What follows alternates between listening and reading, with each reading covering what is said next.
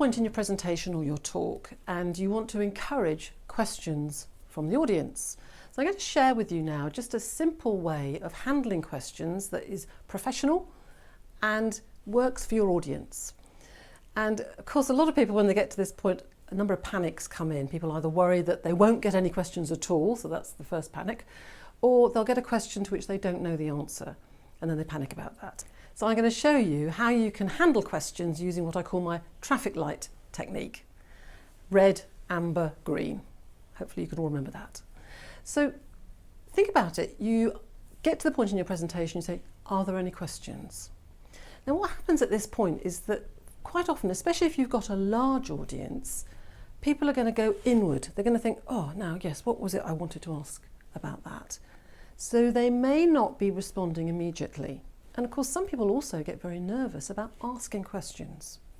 So if you're in any doubt at all, here are a couple of tips. First of all, if it's a big audience, see if you can have what I call a couple of proxies in the audience. A proxy is somebody in the audience who you tee up beforehand to ask a question or potentially to raise a point. Now that's really useful because at the start, when people are a bit uncomfortable about asking questions, then your proxy will ask a question for you, and if it's one that you've asked them to ask, you can at least answer it, which is great. So think about having a proxy if it's a large audience. Sometimes, of course, that's not possible. So another way around it is to ask a question yourself. So you might get to this point in the presentation and say, well, many people have asked me about X, or a question we often have is Y. So there's no harm in that because, again, that gets people in the mode or in the mood to actually ask some questions. So let's have a look at this traffic light technique. You probably know the drill. If you're driving along and you get to a traffic light and it goes red, you are supposed to stop. And I'm going to ask you to think about that when you get a question. So when a question comes from your audience, I want you to stop and think red light. I want you to either repeat, potentially rephrase, or at the very least respect the question. And there's a reason for this. Sometimes what will happen is a question will come from the audience and you'll go straight in and answer it, but the rest of the audience didn't hear it. Or the question is, and you say something like, yes, absolutely, yeah, we always do that, and by Friday.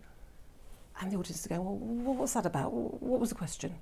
So by repeating or rephrasing the question, you get the opportunity to share the question with the rest of the audience, and that's important. You also get the chance to check if you've really understood the question.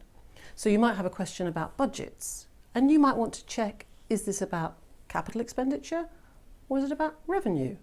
And by checking in, you're connecting with the person asking the question. So that's why I say red light, stop, repeat, rephrase, and respect the question.